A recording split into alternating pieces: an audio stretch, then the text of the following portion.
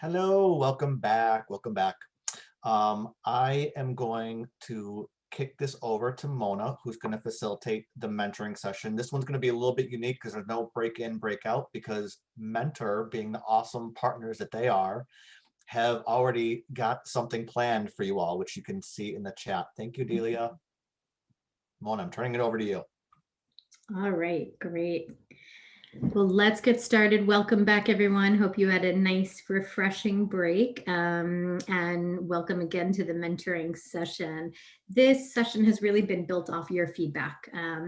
Obviously, from what we know about your work already, the great questions and comments you submitted in the pre-survey, which were really helpful, and will really be shaped by your participation in the session. So please be ready to unmute and turn your video on when you have a question, comment, or example from your projects. You'll already see that Delia, one of our presenters today, has already populated the chat with a few questions. So it's going to be an interactive session.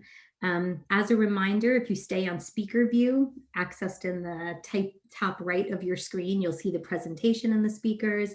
To see all of the attendees during the more interactive sessions, please feel free to switch to gallery view. And I, along with the presenters, will be monitoring the chat, so please continue to add questions or comments right there. In our early work with all of you grantees, we quickly recognized that mentoring is an area that could help you meet the needs of this program, and where you all welcome additional resources and guidance to expand your efforts. And I think we all heard it, but in the opening icebreaker, which I really enjoyed, we heard from all of you, and a few kind of comments that really resonated were, we heard from Melissa. So in addition to her wonderful trip to Hawaii with President Obama, we also heard about her goal of connecting each youth with one trusted adult before leaving middle school. We heard from Carlos about his goal about forming a bond so strong that it outlasts a child's time with you all in their current programming. We understand the power of those relationships. Today, we're going to learn how you can utilize the evidence-based practice of mentoring in a much more intentional way to address the work and goals of your program, and obviously to address both violence and victimization for the youth that you are supporting. So let me quickly turn over to our amazing speakers today, and thank you in advance to them for their time.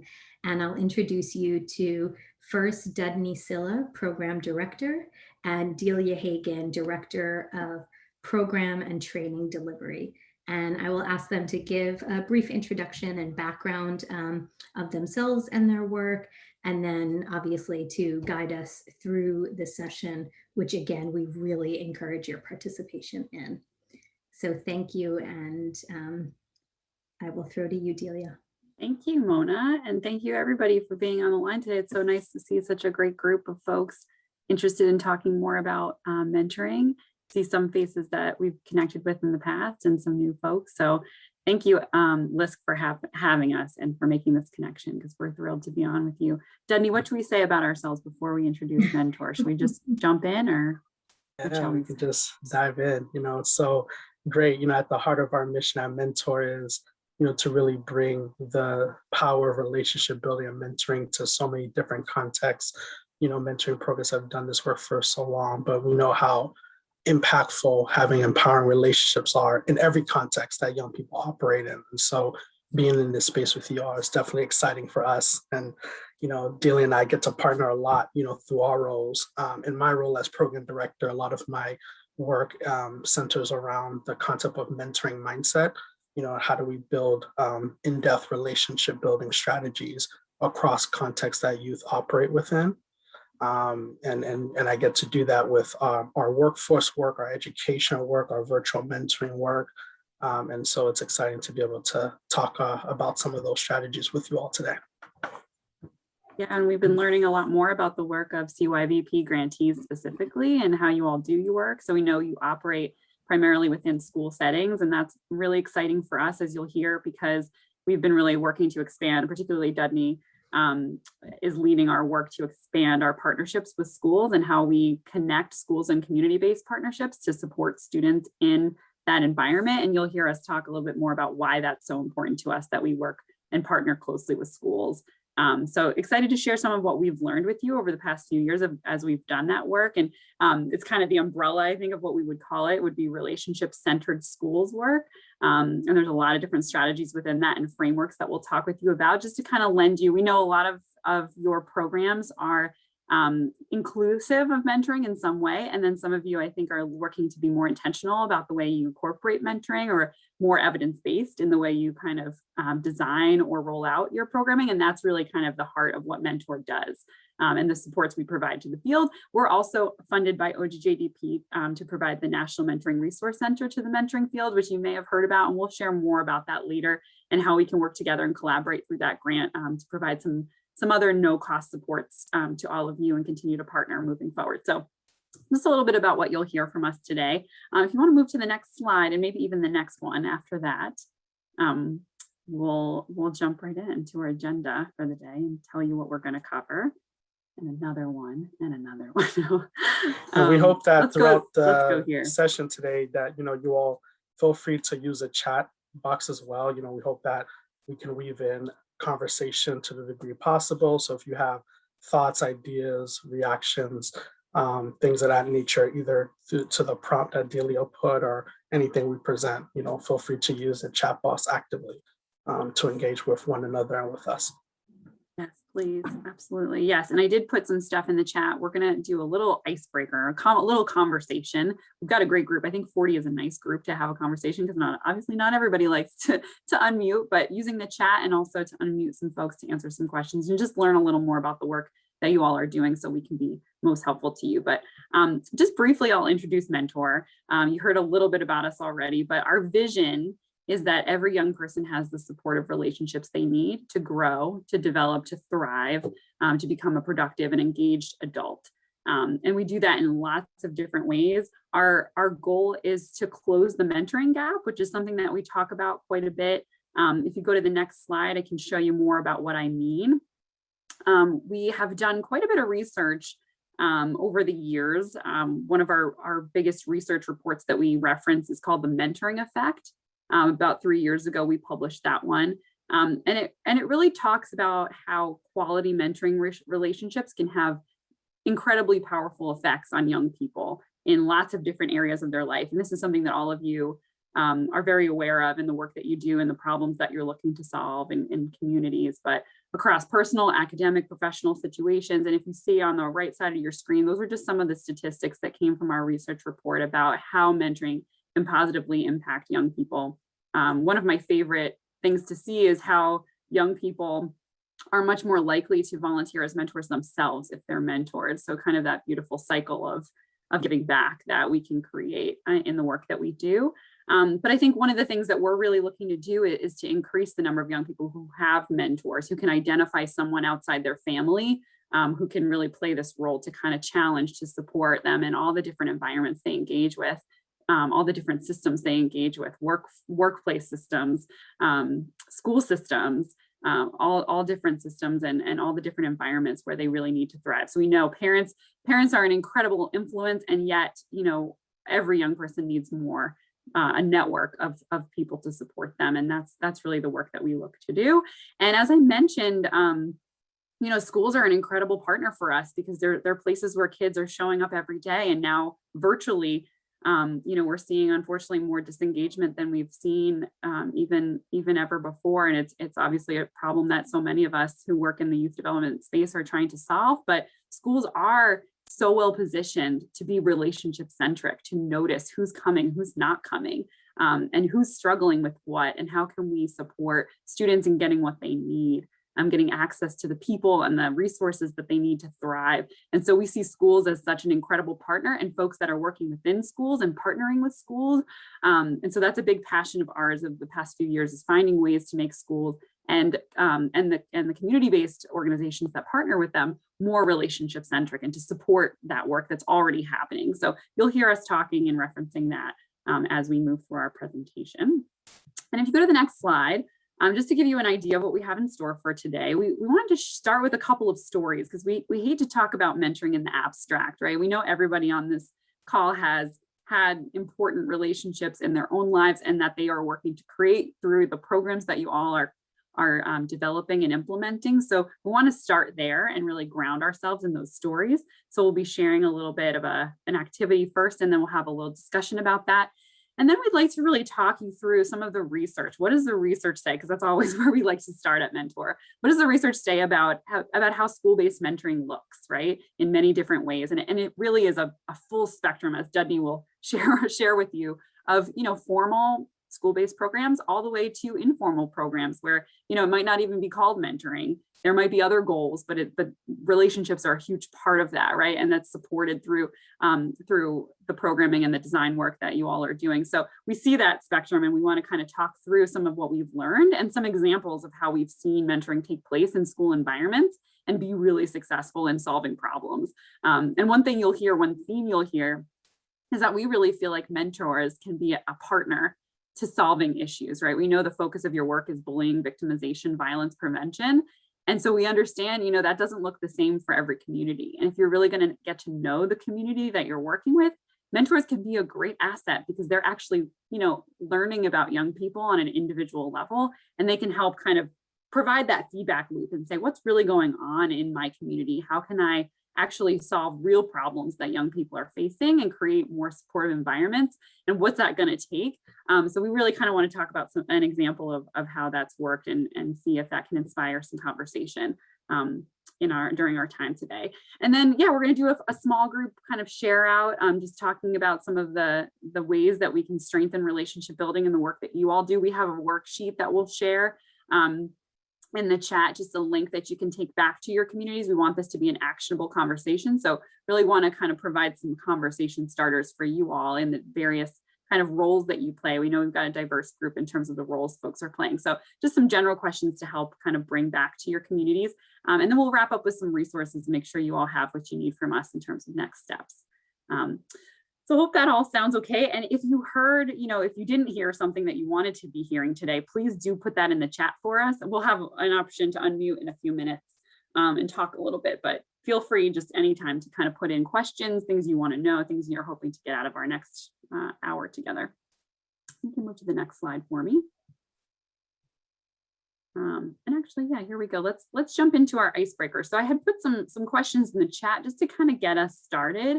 I think the one that I left off here that I was hoping to start with is, how are all of you using mentoring in your work right now? And what does it look like? Are you kind of just toying with the idea of maybe we should have a mentoring component to the programming that we're doing already? Or do you have already a mentoring component, but you're sort of figuring out how that fits in? I think it could look any number of ways. I know the work that you all do is quite different and diverse across this community. So if you all could share, just feel free to unmute and just share some examples of what it looks like for you, or what's on your mind today with regard to the topic of mentoring. That would be, I think, a great place for us to start.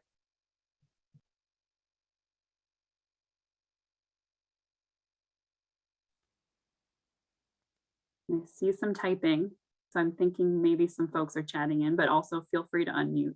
We're not afraid of interrupting each other on this in this session. So, well, as part of RISE in Spokane, we have 3 mentors that are on the call with us today: Boris, Laura, and Carlos. And we are in all 5 high schools that Spokane has. And we get referrals from administrators for youth that are tier 2 and tier 3. And then based on which schools, which mentors are assigned to the schools, then those youth are basically assigned to those mentors. If there's a situation where like a mentor and a youth just aren't clicking, then we move them around. That's what we do. We meet with them based on the check and connect model, but then some youth they need more support. And so if that's the case, then we'll spend much longer time with them as needed. And we also meet with them via Teams or Zoom, depending if they're not going to school in person. We did just transition to 2 days or 3 days in person in all the high schools. So we've been lucky in that we get to now meet a lot of our kids in person. Oh, that's great. That's great to hear. And Rebecca, is the work you were just describing, is that part of your grant funded work, or is that something additional? Yeah. It is. It is. Oh, great. That's great to hear. Oh, cool. And I'm seeing some more stuff here in the chat about Check and Connect. So it sounds like you're not the only one who uses that particular model. And that's something we've heard quite a bit about as it relates to solving attendance issues and other related issues. We are also seeing from Amy, mentoring is a separate department in our district, not really built into the grant. So it's good that you've got that option to kind of refer and partner. May not be the central focal point, but it sounds like there's an awareness of the kind of the helpfulness of that piece. And then Sonia is saying we have some luck with establishing peer mentorship, high school to middle school in the past. Challenges with established mentorships with local businesses is this is an area we'd like to build out. Absolutely. Local businesses can be a big asset, but it's also sometimes a heavy lift to make that connection work. So we can talk more about some of those examples. Peer mentorship is a super interesting topic in and of itself that we can point folks to specific resources toward, because it's a different animal than some of the adult to young person relationships that we first think about, but incredibly powerful, especially as it relates to bullying and victimization and school climate. Anyone else I wanted to unmute and share?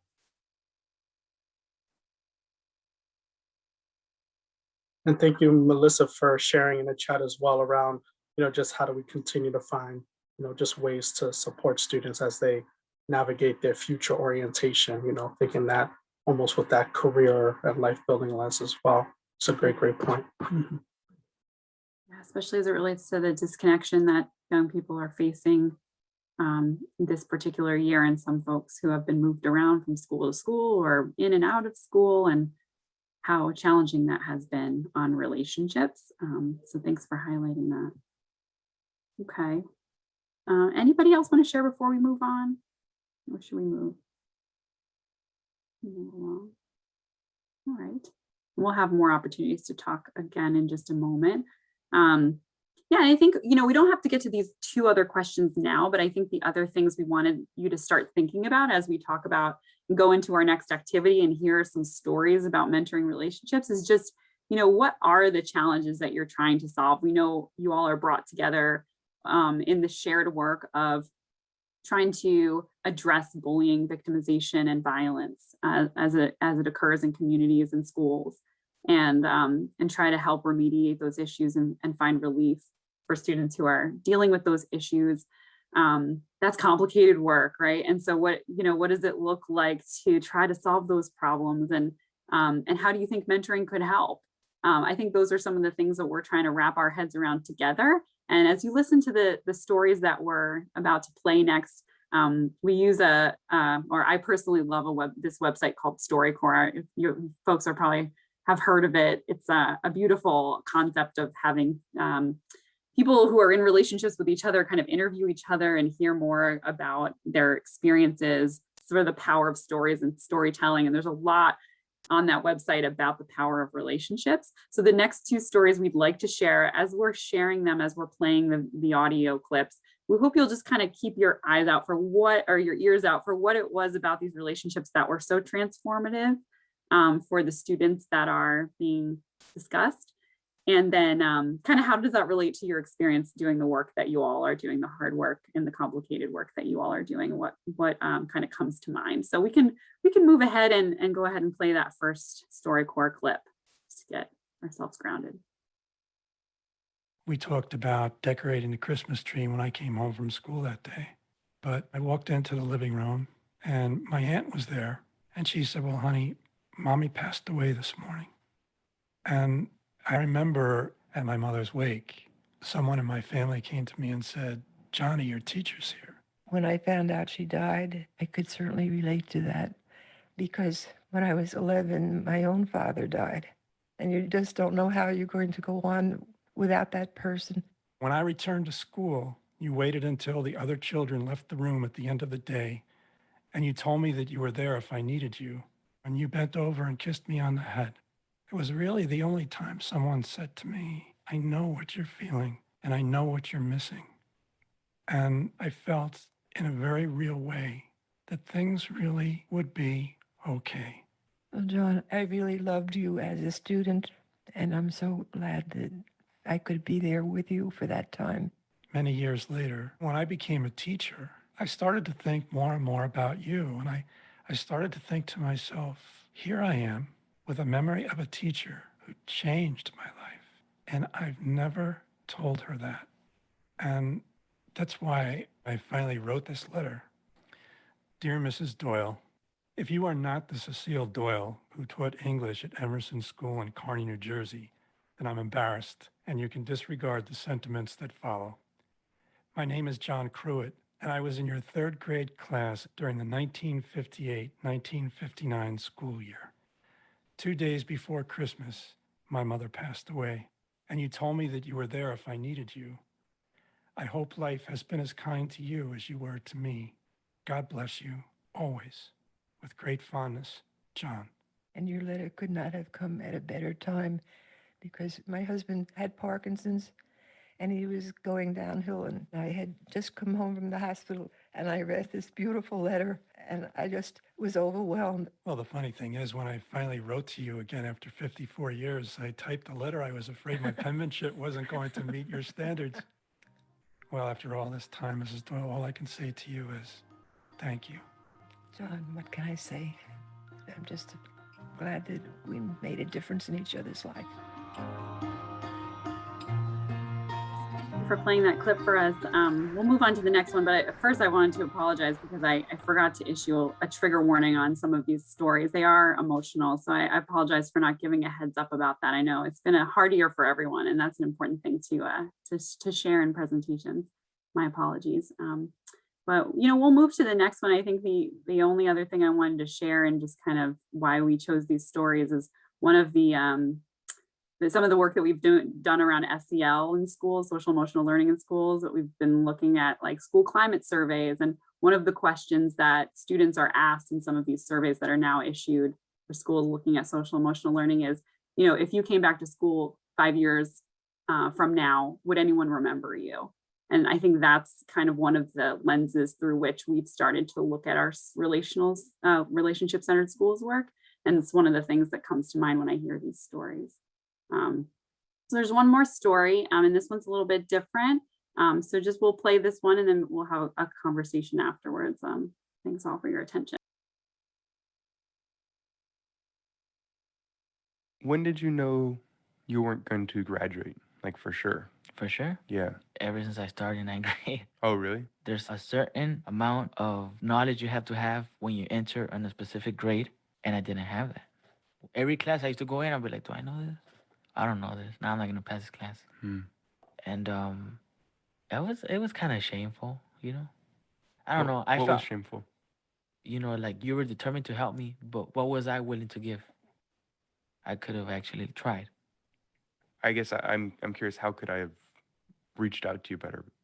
Well, you always help me, but I mean, you could pump me up, and then I see other students doing way better. So then I get nervous, I get stuck, and then my motivation goes to the floor. Did it feel hopeless? Yeah. You talk to me like if I could do it, but inside me, I know I couldn't. And, I just don't want you to think that I'm like stupid. Well, why'd you agree to come and talk to me today? I don't know. I see school as a tool in life, and all this time I've been missing that tool. It's not part of my belt, but I wanted to explain myself to you now that I'm older. And I just want you to know, I always want to let you know that you're a good teacher, and I always respected you. Some teachers, I kind of felt like they only wanted to teach a certain group of people. But you looked at me and you paid attention. Maybe it didn't get me to graduate, but there's a lot of teachers. They don't take their time to take a look. And it was never your fault.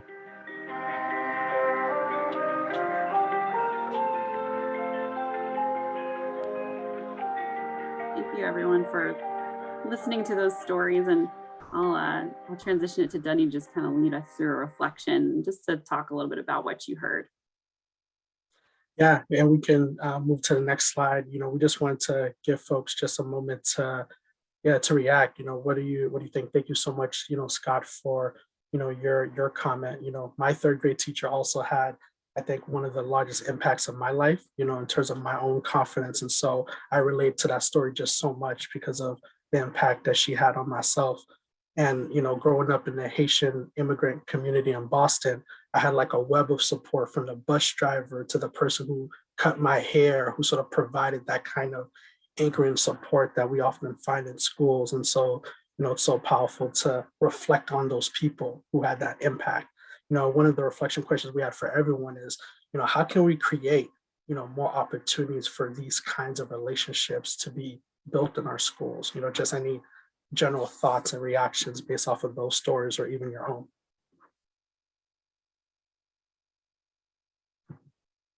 And then we'll certainly go into some more different strategies too after this, but we want to give folks a chance to react as well. Very interesting to me is that first story. That was just a teacher who was sensitive, who spoke directly to a student in a teachable moment, or, you know, she responded to the child in the moment so perfectly. And that's in having teachers who were sensitive to that opportunity to reach out to a child.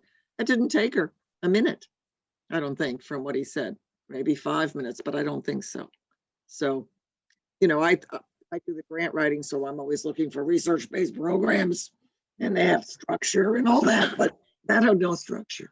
I was a teacher, as one person. Interesting. Yeah, thank you for sharing that, Luis. Yeah, that responsiveness and being present in the moment. And Melissa just added to the chat too, focusing on relationship building from day one. And yeah, that's great. Between teachers, students, students, and students, absolutely. Creating that culture of responsiveness and seeing each other. You know, one of the stories that we've shared in trainings in the past is, you know, some students express how they went through an entire school year without one person sort of checking in on them and saying, how are you doing? You know, and so there are some students who sometimes go through that process. So literally saying hello, checking in, saying you notice something, those things can be so powerful for establishing the baseline relational culture that we talk about. Yeah, thank you. Thank you, Sandra, for sharing. Yeah, go ahead, dive in. So it's kind of too long to type here, but we did something last year at our school. This was all before COVID, but we literally admin created a board and took every single kid's little mini picture from picture day with their name, and the entire staff had to go around, and if they had ever spoken to that student or had any connection with them, they checked. And then when it was all done, we looked and saw which students had literally no checks. And it was really very eye-opening. So that we just took that as sort of a starting point to make, to say, hey, these kids, and it wasn't a lot, but still enough. These kids need connections. And so we started from there. But it was a very visual way to see, you know, which kids are sort of invisible sometimes. Yeah, that's phenomenal. And some of the strategies that we'll touch on next, you know, success mentors, that style is often incorporated, really doing that sort of relationship map, like who's connected to that young person. Is it one person? Is it no one? Is it multiple people? If more than one person is connected, do they talk to each other? So having that sort of relationship map strategy and that sense of activity, I think is a great value add. And to Sandra's point, to really look at students and make sure they feel seen and heard. Yeah, thank you, Boris. I don't know if you want to hop in and share that story. Middle school. Yeah. And this is great. This is a great comment that Boris brings up too, in terms of seeing relationships, not just in our day-to-day interactions, but how do we go about relationships through things like school discipline, through the different policies that we have. Like, how do we incorporate a relational strategy or mentor mindset type approach? What I love about the second story in terms of the young person going back to someone he remembered is it reminds me of our youth initiated mentoring strategy, where programs pick mentors, recruit mentors who the young people identified as remembering, oh, this person had a positive impact on me. So they actively incorporated the perspective of the young person and how they recruited mentors or located an adult in the space, you know, to connect with the young person. That's Dudley, excuse me. So, It was some years ago, and I didn't realize the impact then that I was having. As I stated, I was an in-school suspension monitor, and mhm, I wasn't very popular with the staff, the teachers. Um, my room was a room that um, the kids should not have wanted to come to. And so they would be threatened. You know, if you keep it up, I'm going to send you to Mr. Rhodes. And the students would say, oh, okay. You know, and um, quite a few meaningful relationships came out of that. And now these guys they're in their 20s. Some are close to 30 years old. And mhm, I might run into them in different places. They know me by name. They talk about how much I impacted their lives. And as I said in the chat, you're encouraging me to continue doing what I did then. And I was just sympathetic. There was, you know, I can't say that there was any formula. I just cared, you know, and that was great. I really related to the second story. So thank you. that's so great. Thank you so much, Boris, for sharing. That's very inspiring. Absolutely. Having that culture of caring and accountability and relationship building. And so the next two sections, you know, we're going to dive into talking about some of the programmatic pieces and some of the strategy pieces that hopefully will build off of really what the heart of all of this is, which is that sense of connection and seeing young people and developing bi-directional relationships with youth in all of our interactions. And so I'll toss it back to Delia. Go ahead. Thank you. Yes, it seems like a theme that I heard, you know, especially from what you shared, Boris, was that, you know, it's as simple as caring for students, and yet, you know, we don't have the systems in place for people to feel that they can always care for students because of all the pressures that are, you know, that teachers are feeling and other school staff are feeling. Like you said, it's not always something that's recognized or even rewarded. It's sometimes something that's chastised for staff to spend that time to connect with young people. It's not seen always as the role of school staff, unfortunately. And so that's what some of that culture change work that we hope to do entails, but I appreciate you calling that out. Yeah, so would love to move on to the next slide and talk a little bit about some of the research and some of the strategies. I think we could probably spend all day just hearing all of your stories about the strategies that you have used in your work to build relationships. And that would probably be a more interesting presentation than what we have planned, but we are hoping to save a little time at the end to have that conversation. So yeah, I'd like to just kind of touch on, and if you go to the next slide, just some of the research that does exist about school-based mentoring, and does it work? That's always the question we have, right? People always want to know, does mentoring work? And it's like, well, yes, it does, but it's always hard to, you know, find the data to say definitively that it works in this specific way, right? And luckily, I mean, there is a pretty robust body of research on school-based mentoring at this point, because it's a strategy that's been used for decades now, fairly popularly.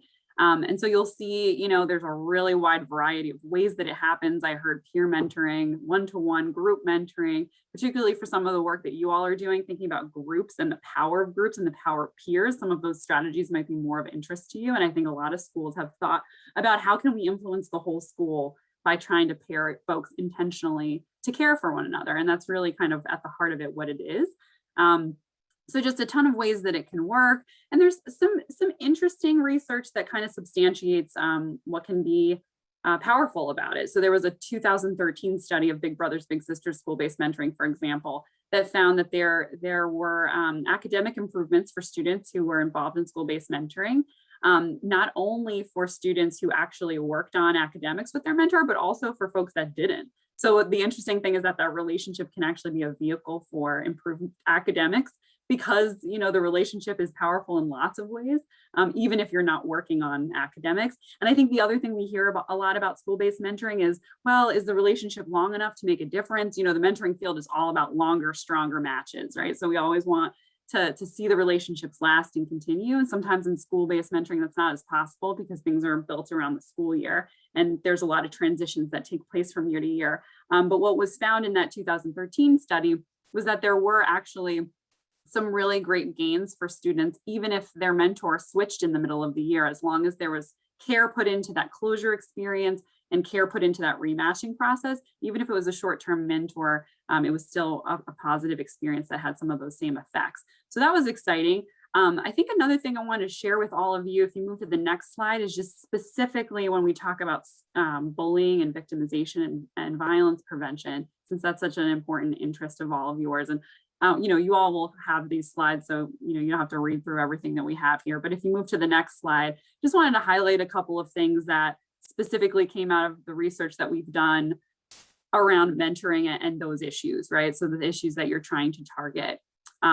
And I think, you know, what's exciting is that there's really some promising research about the impacts that mentoring can have in these areas, right? Not only for students who are victimized by, say, bullying or violence in schools, but also for the young person who might be doing some of the bullying or victimizing another person, right? So there's a lot of modeling that goes in, and that's one of the most powerful tools is the modeling that the mentor can do.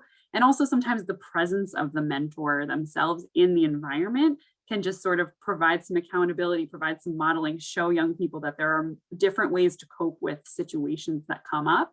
And one study I wanted to highlight for you all that I thought you'd find was interesting was a study that was actually done in 2000, so quite a while ago. It was called the Lunch Buddy Program, and it was where mentors were paired with young people in the lunchroom to address specifically bullying and violence that was taking place in that environment. And what they found was that the impacts of the mentor were just as strong for students who didn't have a mentor than they were for the students that had one, because of the presence of the mentor in that setting. There was just something about the mentor being there on the full group that had that impact. So it's just kind of amazing to think about the kind of the broad impacts that mentoring can have, even when you're targeting a few students or just a portion of your students. There might be an actual culture shift that takes place. And I think that's what's cool to keep in mind about the work that all of you are taking on. There's more to share about that, and I'm happy to answer any other questions that folks might have. But and we can talk about that at the end, but just want to kind of share that tidbit with you. Now, one other thing, if we move to the next slide, that I think Denny and I wanted to touch on is this idea of school integrated mentoring, right? We talk about school-based mentoring. There's this great research on that and how promising it is. With school integrated mentoring, we've started to talk about a little bit more because we feel like there's another kind of level that you could take school-based mentoring, right? Rather than just saying, okay, I have a mentoring program in my school. It's for a couple of kids that need this support, maybe tier 2, maybe tier 3, if you're using that language. You know, if you think about school integrated mentoring, the idea that you could build a culture of relationships in your school. Maybe you don't have the resources to build out a full mentoring program that's a formal program, but maybe there's ways that you can, to the point that was made earlier, start to think about which children or young people have connections, which don't. Can you map those relationships? Are there strategies that you can put in place to make sure that every young person has at least one person they can connect with? So there are sort of these different kind of systemic strategies that we've started to think more about. And it's one of the reasons we're excited to talk to folks like you and others that are working in the school-based mentoring space. And I think one of our big learnings is that the more that school leadership can be bought into these strategies and realize how important that culture building piece is, kind of to your point earlier, Boris, like, you know, folks will be supported who are doing that work and rewarded and recognized instead of sometimes the opposite. And so that for that culture change and that systems change to take place, that's some of the work we want to see happen. So curious, you know, if that's something that folks are grappling with in the work that they're doing, but we can kind of talk more about that later. It's just something we wanted to highlight. And, you know, we don't have a lot of time, but I think if we move to the next slide, we just wanted to highlight one strategy that has been used effectively in the past to address the issue of chronic absence. And we know that's not necessarily the issue that all of you are targeting, although I'm sure it's peripheral to a lot of the you know, bullying issues that come up in school, definitely connected to absence and absenteeism. But we have done quite a bit of work with the MBK, the My Brother's Keeper Success Mentors Initiative. which was rolled out through the White House in 2016. And it was really intended to address chronic absence as a sort of a pervasive issue affecting communities across the United States, in particular communities of color, by the Obama White House administration. And so it was a really targeted approach to say, hey, let's look at this chronic absence data and let's intentionally pair young people who are at risk for chronic absence with a caring adult to say, hey, how can we support this student in coming back to school? How can we address some of the issues that are keeping this young person from coming to school? So it really looked at the issue in a different way than a lot of schools had in the past. And it was really kind of amazingly successful in the sense that it paired mentors with students to figure out what that issue was. So it was like mentors, as we said earlier, became that kind of tool or that partner to help figure out what the problem was and solve it quickly enough that the student could then come back to school without missing so much school. And so, you know, as you might imagine, that required a lot of sort of adjustments and culture change and leadership from, you know, school and district leaders who really kind of took on that challenge and that call to action as a part of the MBK movement. And what we saw, if you move forward, I think maybe 3 slides, I'll just kind of skip ahead to some of the headlines that we saw over the past few years. Here it is right here. Just some of the amazing headlines that we saw and some of the news stories about how powerful that work was. Again, you all are targeting a different issue, but in some senses a related issue. And I think we just wanted to kind of get the wheels turning around. How can mentoring be, you know, that feedback loop, that communication strategy, that way of understanding what's really going on with young people. When you can arm kind of a group of mentors with that charge to say, hey, this is your goal. Your goal is to build relationships with young people and their families, you know, with the goal of making school a more welcoming place for them. The narrative changes a lot and the work changes a lot and the way that we allocate resources changes a lot. It wasn't an expensive program because it kind of just used folks that were already in the school, already had those strong relationships with students to say, how can we do this work in a more collaborative way?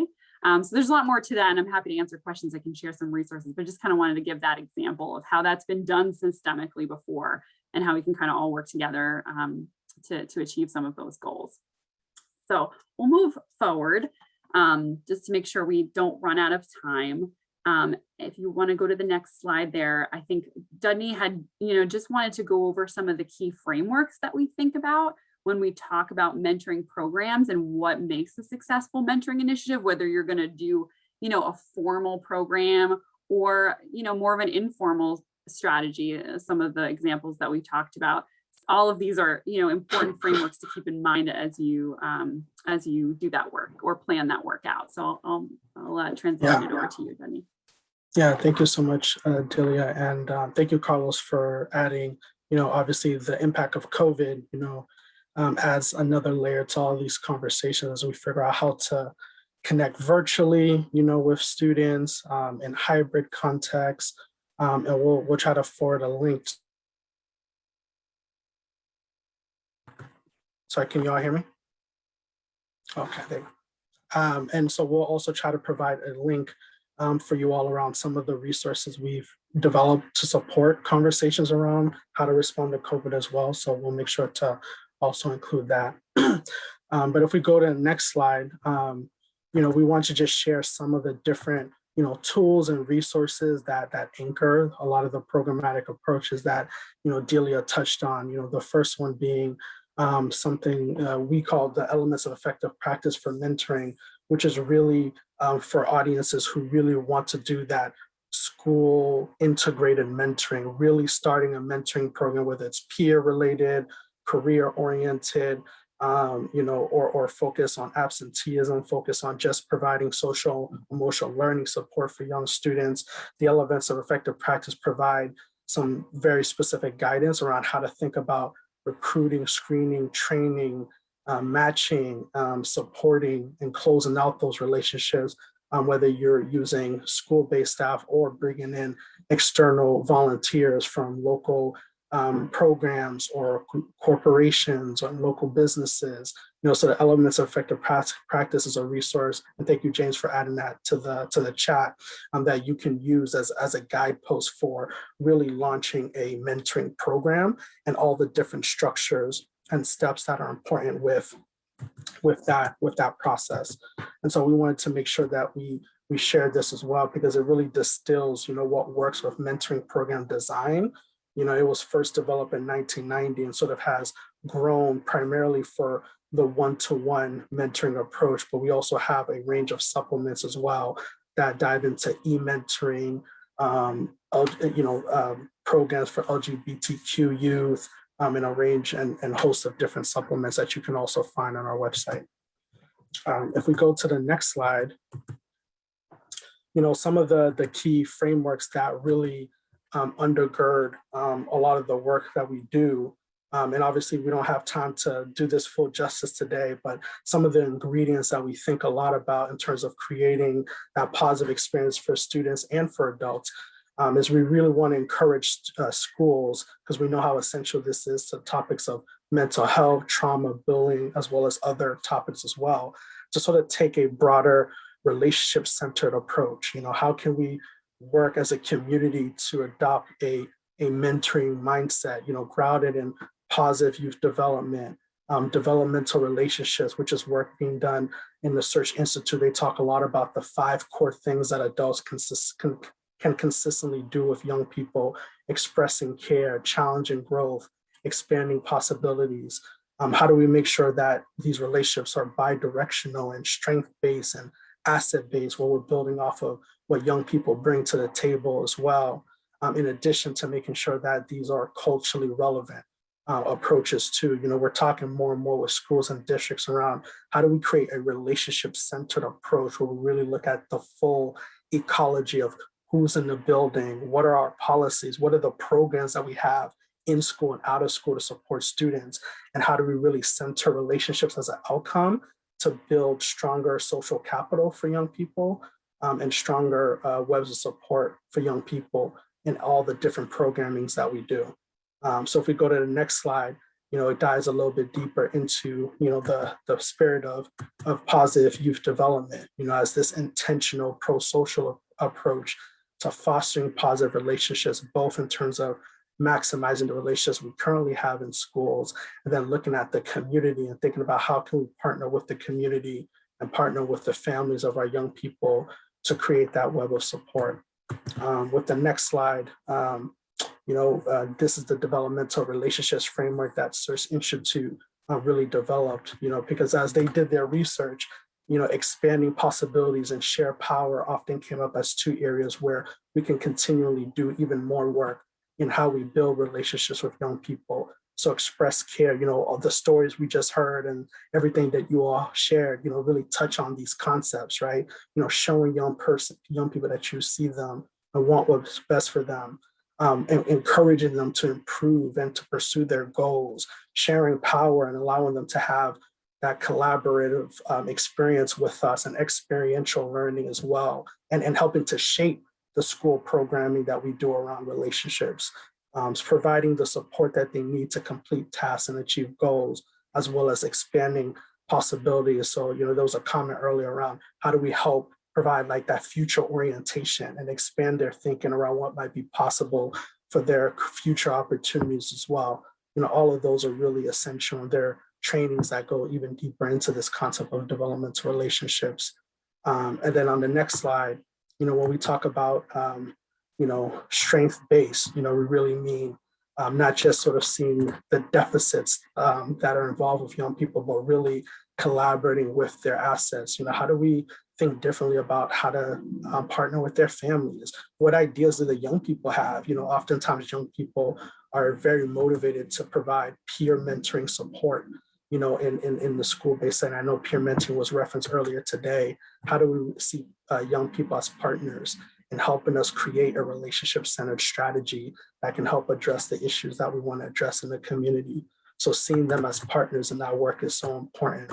And Denny, if you don't mind me jumping in with a quick example, one of the examples that came from our Success Mentors work around attendance was that we would often see, and I don't know, for folks who do the Check and Connect, I know there's similar kind of a focus on attendance, but what we would often see as mentors would circle the days that young people were absent, right? And show them, you've been absent 12 times this month, And one of the reframes for that program, for that initiative was, what if you circle the days that the students are there? instead of the ones that they're not there, and kind of say, hey, look, you were here 18 days this month. Like, that's great. How about 19 next time? And can we challenge you? And can I, just to feel seen, to see like, hey, maybe I am making an effort and someone's noticing. So just kind of changing that frame, I think, was one of the most transformational parts of that model.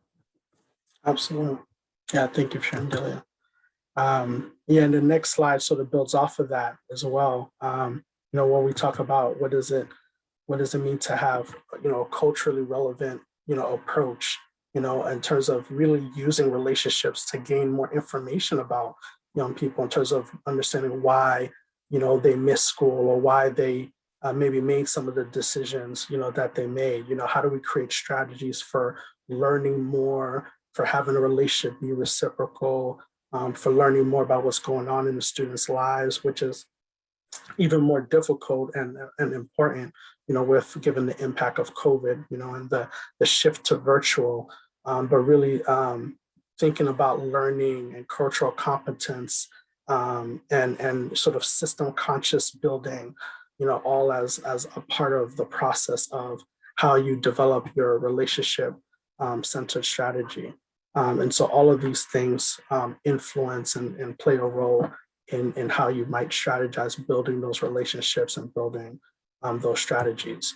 And then in the next slide, we have a range of different resources that we're working on at Mentor, including a couple more that will come out later this year. We're working on a training about mentoring mindset, like what does it mean to be mentor-like in your interactions with young people on a daily basis. I see you, I got you, I'm here to help, we're in this together, are the 4 core concepts that we wrap that mentoring mindset training around. We also are working on a guide called the Elements of Effective Practice for Mentors. Like, what are some of the core principles that guide in-depth mentoring with youth? And so those are a couple of the resources we're developing that will come out later this year. But we currently have a range of resources that we hope will be helpful to you all. James put in a link to a lot of those resources already. We have a guide to support young people in the wake of violence and trauma, supporting Native youth, the intersection of mentoring and social and mutual learning, how to navigate cultural and class conflicts in mentor-mentee matches, and a range of other resources so that you can customize your program and your resources in a way that's best for your team and your setting. So that can be anywhere from a success mentors type program to more of a mentor mindset, relationship-centered strategy where you're focused on building the ecology of young people so that they don't feel isolated and alone, which can often support with bullying issues where that isolation can sometimes encourage the bullying, and trying to disaggregate that isolation that young people feel in a school-based context. And so we want to sort of cover that range of strategies to show that mentoring can really be a spectrum. And we want to encourage, schools to really think about centering relationships as an important outcome unto itself, so that we can prevent relationship loss alongside learning loss, but also can come up with some different strategies that can help support different kinds of students in terms of what they might need in a school-based setting. And I think the next slide is us opening up for Q&A. And I think we actually have some questions for all of you too.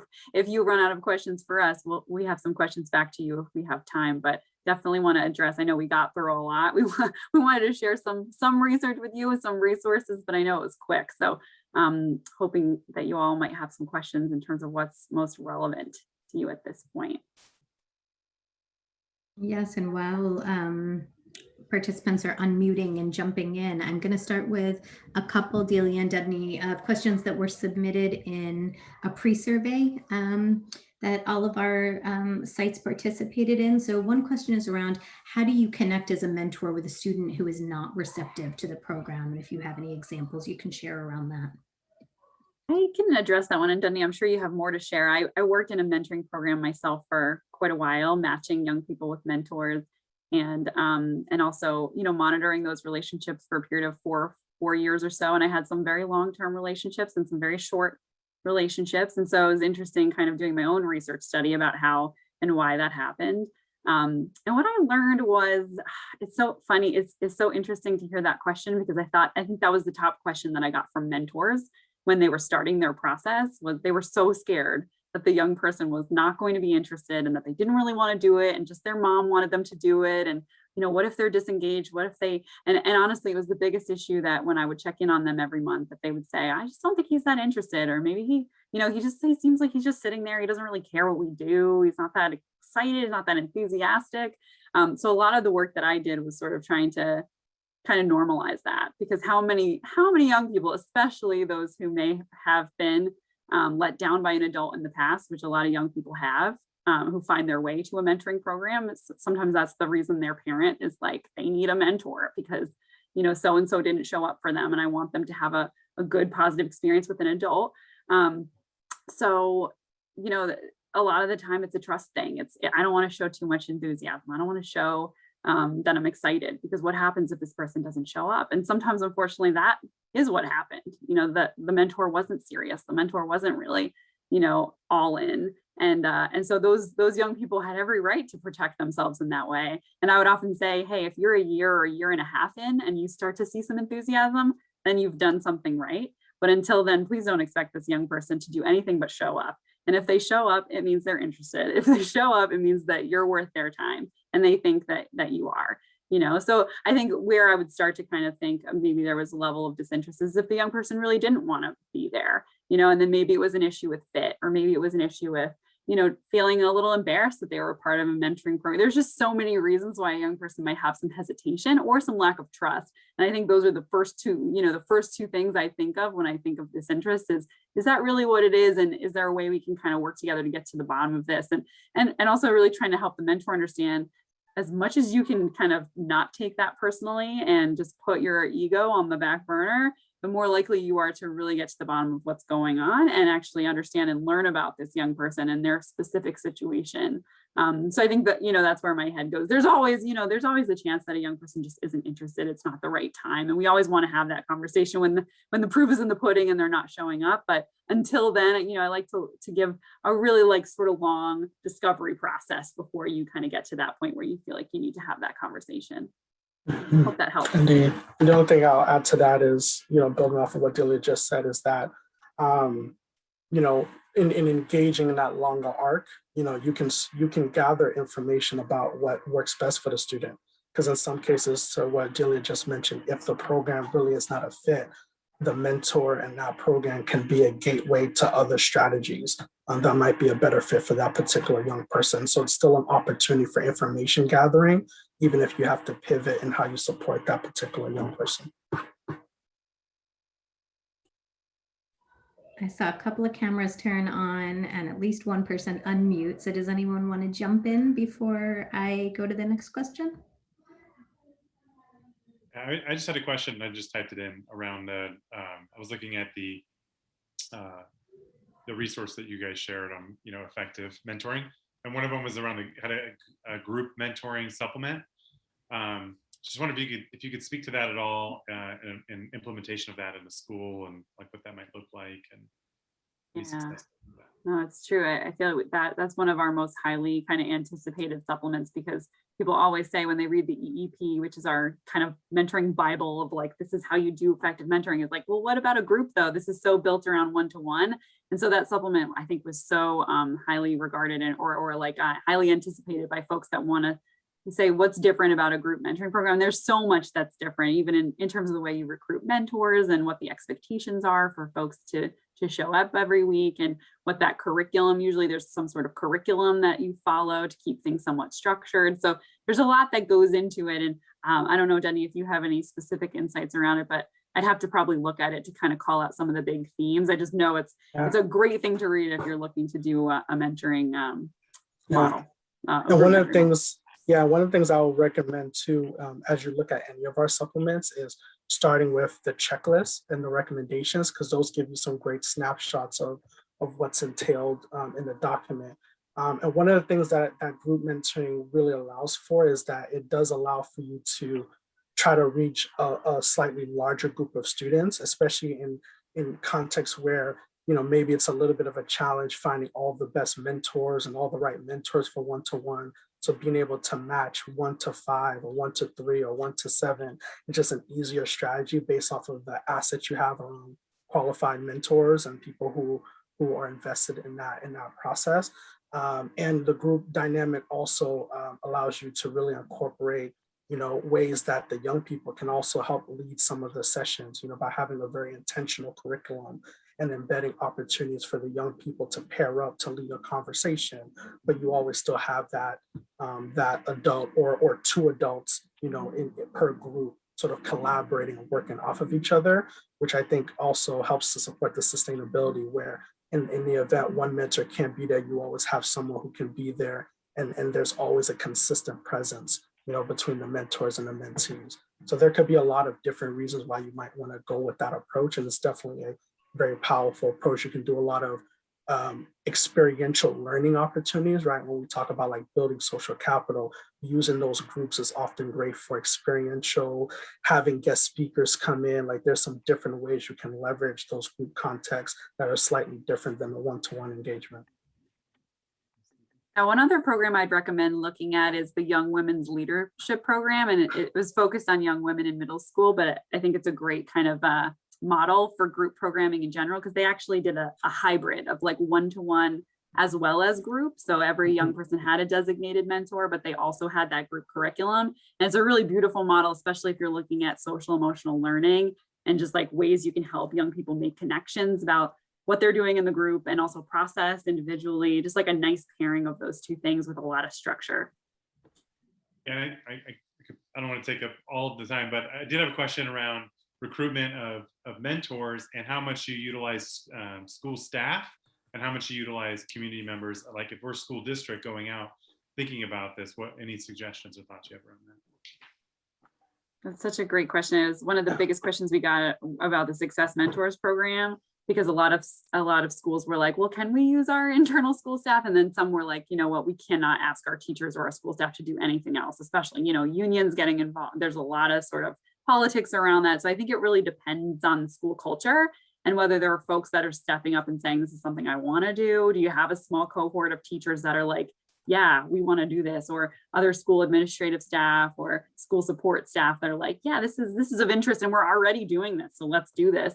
Some teachers and school staff, just there wasn't really a desire for that. There was a lot of burnout, and they felt like school mentoring leaders felt like they really did need to look outside of the school community, which is more complicated in a lot of ways in terms of recruitment and screening, right? Like you have to have, but I think one of the big recommendations we like to make is see if there's a program that exists, because it probably wants to partner with your school. Schools are really coveted partners for community-based organizations that really want, to recruit young people and want to have a strong partner for that. So I think that can be a beautiful way to connect with an existing mentoring program that has all that expertise.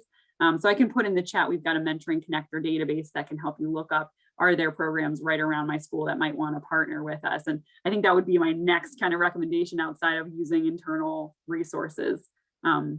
Anything else you'd want to add to that, Dudney? Yeah, no, I think that's great. And, and a lot of this is sometimes informed by just the goal that you specifically have for the program. For example, there are some schools when they decide to focus on absenteeism, for example, they just feel like it's a better strategy to incorporate school-based staff where there's multiple opportunities to track whether students show up, from the crossing guard to the janitor, to the sports coaches, to the teachers. You just have like a dynamic network in the school to be able to track that whether students are there or not. And so sometimes it's more a part of the strategy to keep it in-house.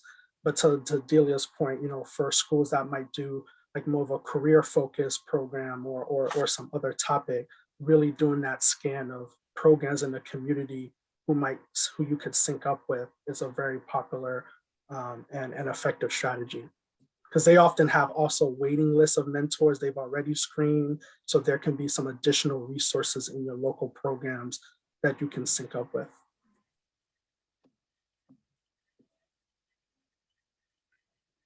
I think I saw in the chat that there was a question around parents' involvement in mentoring as well. This is still sort of like an emerging area for us in terms of talking through the role of parents. We've been able to do some presentations in front of audiences that are specifically parents and guardians, to have conversations around mentoring mindset and how they can play a role in examining the ecology of relationships for their young people. One of the ways that we think parents can be incorporated in any mentoring or relationship-based strategy that you come up with is actually thinking about the parents as one of the audiences that you do orientations for. So when you're doing an orientation or training for staff and for students around your program, like inviting guardians and parents to attend an orientation so that they can provide feedback and learn about your strategy and see what role they can play, in your policies and approaches. We think that engaging those audiences can be incredibly important as well. And in some cases, depending on the young person, their extended family member may be that person as well, collaborating with the. So anytime you come up with your relationship-centered strategy or your mentoring strategy, having an opportunity to orient the parents, since oftentimes parents need to sign permission slips anyway related to these programs, it's a really good opportunity to orient them in and then work with them to find ways they might be able to support. And in some cases, parents might raise their hand and say, I want to be a mentor too. And so sometimes they can also be an extra resource in terms of recruiting, people in the community who might be interested in what you're doing. Just to add to that, I absolutely agree with you, Dudney. And I think there is some pretty specific research that shows that the more the parent understands and accepts and supports the mentoring relationship, the more likely it is to succeed. So that orientation piece can't be overemphasized. I don't know if the question was about like mentoring for parents as well and mentoring the whole family. We've definitely heard a little bit about different unique models that take that on. I think there's actually an OJJDP funded mentoring program in Vermont that does a little bit more of that family mentoring model. I don't know about parents specifically. That's definitely, to your point, Denny, a little bit more of an emerging area for us where we're sort of like learning more. But yeah, if there's anything specific we can share about that topic, feel free to let us know offline and we can follow up over email.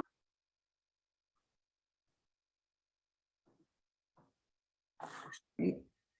I'm trying to pause to make sure I'm not interrupting anyone. Delia, to your kind of statement around funding, one of the questions that was submitted are how are school-based mentoring programs funded, and can you share some examples of that?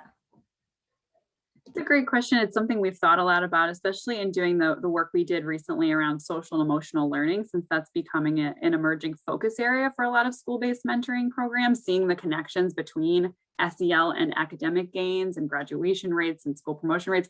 A lot of schools have become more interested in that, and a lot of funders have become more interested in that too. So we recently did a map of opportunity, looking at, what are some of the philanthropic leaders in that space, and how do they map to some of the areas of the country that are focusing on that topic. So I can link to that because it was just an interesting analysis to see who's out there, who's interested in this work, and how does that connect. But yeah, I would say, in our experience, especially for folks who are involved in that Success Mentors push, who were saying, we love this work, we're so motivated to do mentoring well, but we're looking for funding, we don't know where to find it. OJJDP has been a fantastic partner in terms of providing federal funds that go to direct mentoring efforts across the country. So we're grateful to have their advocacy and all the work that they've done to support mentoring. I know a lot of schools are, look locally to see what kinds of funders are nearby. Are there folks that could, local businesses that could provide volunteers and also become a funding source for us too. So thinking about corporate engagement and employer engagement has been an area where we've seen some schools have some success, especially in terms of building workforce pathways. So it kind of kills two birds with one stone, building those partnerships. So we've seen that happen locally. Denny, what else am I forgetting? I know there's a lot of different ways folks have done it locally too. Yeah, that was one of the major strategies, is the corporate engagement piece, which we're doing more and more of. Our relational schools work, we're lucky to get funded by ASA, to come up with a consultative process. And as part of that project, we're hoping to actually learn more about different ways to fund this kind of work. And so when we get the results of some of that work, we'll also be sure to share that out. But one of the things that emerged, outside of obviously applying for grants or with the new COVID-related assistance that the government just pushed through, there are also a lot of opportunities in that space for schools to tap into those 3-year resources to collaborate with nonprofits and local programs as well. So there's opportunities within that opportunity. And then yes, the corporate engagement piece is really huge, where corporations can both provide the mentorship, but also help sponsor the work that you're doing, so that you can have school-based, mentoring coordinators, or open up an office in the district oriented to mentoring relationships, and have some of those infrastructure pieces built out to support long-term sustainability. I would say too, just one last note is that we do have state and local affiliates Mentor does across the country. So they can be huge partners in terms of knowing local and state funders that would be of interest or to connect to. So I'll include the link to our affiliates as well. Just wanted to jump in with my own little question. I remember when I first interacted with Mentor, one of the things, this was many, many years ago, but one of the things that always struck me was like, and this was around gang violence prevention programming. And one of the things that stuck in my head was that, bad mentoring is worse than no mentoring at all. So when we're dealing with youth that maybe have had contact with the criminal justice system, or had been expelled or suspensions, what's unique about working with that population versus, the population of young people that might volunteer for a mentoring program? And, what are some ways that we can help the schools that might be working with mentoring on this issue? Yeah. What you're speaking to is trauma-informed care, and it's such an important conversation to have, and something that I think we would love to see there be more tools and resources that are sort of out of the box and ready to go in terms of training mentors on how to be trauma-informed, how to be aware of those experiences that young people have had that makes it so high stakes for them to be in a new relationship, and why they may react to certain things or not react based on experiences they've had. So important. We do have some resources that I'd love to share that are a little more kind of, you can look at them and take them and apply them to your work. I'll link to a trauma-informed mentoring training that one of our affiliates created in the chat for school-based programs specifically. But I would say that probably the best way to tackle that question would be for folks to apply for no-cost technical assistance from the National Mentoring Resource Center that's funded by OJJDP. It's a great resource in terms of just getting customized support. So if you're wanting to say, let's look at our materials and our program design and see if it really is trauma informed. Are we really equipping mentors to take on those issues with young people? It would be great to get some customized support to really look at those materials and make sure that they're kind of up to date with what the research says mentors need to be doing and be aware of. So I'll put the link for that, for applying for technical assistance, in the chat as well, along with that training that's sort of out of the box on our website as well. It's a great question, James. I wish we could do a whole session on that one too. And We've got a lot of webinars to follow, so we will jot that down. Sorry, go ahead, Debney. Oh no, the one thing that I was going to say too is that a whole range of young people need a lot of the same kind of supports. And so, with any young person that's in front of us, we want to try to figure out what specifically does that young person need. Because I do think a lot of the work that we're doing can apply to a range of students and a range of contexts, but we always want it to be part of the process. How do we orient ourselves to the young person in front of us? Because each student is going to bring a different thing that is their unique challenge. And so we want to make sure we keep that broader lens with every student we engage with as well. And so that was the only thing I wanted to add to that, while obviously diving deeper into the trauma-informed approaches that we know are so important. Not just for the student side, but a lot of the answers also, what are the adults and the system bringing to the conversation too, and making sure we're doing that work on both sides. Great. Well, we have 2 minutes left, and our attendees were kind enough to fill out a survey before coming. So I'm going to give you 2 more questions that were submitted, if that is okay. How can we ensure mentoring programs are implemented at alternative schools and executed with fidelity is the first. The fidelity aspect is really, really interesting. And I think it depends on what you're trying to address and whether you're working with one specific evidence-based model. Like I think Check and Connect is a great example of that's a model that has a whole specific curriculum around it. And if you're thinking about fidelity, there's a lot of training that goes into following that specific curriculum. I think some of the strategies that we've shared today are things that could be customized and sort of adapted depending on your context. So I think for us, that kind of what we think about is like customization, get that support from a TA expert or a, mentoring expert to really make sure to review your materials to make sure that they are in line with the evidence base, because we do have such a great, robust evidence base for mentoring in general. So I think that would be kind of my recommendation around fidelity to what we do know about effective mentoring, and to kind of get that support from someone. But absolutely, we would love to see this work expanded in schools.